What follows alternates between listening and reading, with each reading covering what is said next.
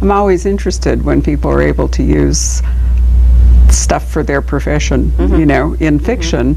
Are there any lines, in fact, that have to be drawn? Is there any discretion? For example, you can't really deal, if you were writing a police novel, you couldn't really base a book on a still open case, on an unsolved case. Exactly. And my rule of thumb is, well, I change all the details, the names, the places, the dates, but also it has to be public knowledge. It has to either have appeared in the media or in court records.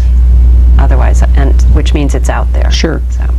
Well, presumably he's, you know, considered all that. But I mean, there's just some very interesting intellectual property issues, I think, that come along in those. Oh, wait, Monday morning, sorry. Monday morning started from, it's back in Montreal, and with that book I intentionally went back to the Déjà Dead model of more of a straight line. Some of my books have more than one story going on. Right. This one is kind of a straight linear story like Déjà Dead. It began with, and it's back in Montreal with the original ensemble cast. It began with 3 skeletons that were found in the basement of a pizza parlor. Oh, this is the pizza parlor one, right, okay. And those came to my lab, and the key question was, how long had they been down there? Sure. You know, had the building been built over an old cemetery? Was it prehistoric? Or was it recent enough to be of criminal interest, of forensic interest? So that's the theme in the book as well. There's always a threshold question, too, about whether they're human bones, right? I mean, aren't you often, or isn't it sometimes bones are found and nobody really knows what they are? Exactly, and that's what starts out with bare bones. Okay, and then we have crossbones. Crossbones goes back to my archaeological roots. I started as an archaeologist. And that's the one in Jerusalem. That's the one in Jerusalem. Okay, and then Break No Bones. Break No Bones is kind of a composite. That's not based on any one single case. It's in Charleston, South Carolina. Tempe's down there leading an archaeological field school, which I used to do.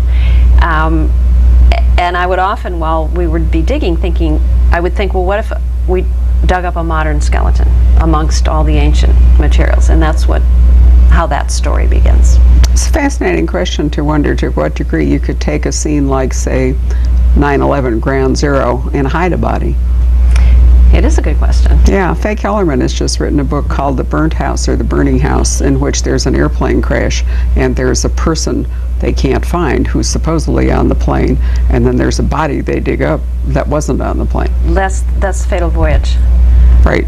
Tempe's working at her ID station, and this body part comes across her station that she determines couldn't have been anyone on that plane. So who is it, and what are they doing out there in the mountainside? Yeah, I think it's a completely fascinating area. Kathy, have you written any short stories? No, I wrote a chapter in a collection of one of these books that's written by 12 different authors, 12 mystery authors, called I'd Kill for That. And I wrote one chapter, very different style from my own. It's third-person voice, and you get what's written up till that point. I had chapter 7, which was July, which is when I thought I might have a free month. So I got chapters 1 through 6. You read it, and then you write yours. So I thought, well, I'll just put in a bunch of forensic stuff and then send it on. So, but short stories, no. Yeah, well, serial novel has its own problems, but it didn't strike me that your work and the way you write was conducive right now to short stories. They're just too short. Well, Stephen King writes them, so. Well, I'm not saying you won't. I mean, one of these days you may, but they're so plot specific that someday doubtless some idea will come to you. Maybe. But I think it's so impressive that you've actually, given all that you do, written a novel a year for the last, I just can hardly imagine your 10 workload. 10 years, 10 books, yeah. Right. Are you going to slow down at all? I think I've just committed to writing a script for an episode of Bones, so that'll be a new experience. So you're going the other direction.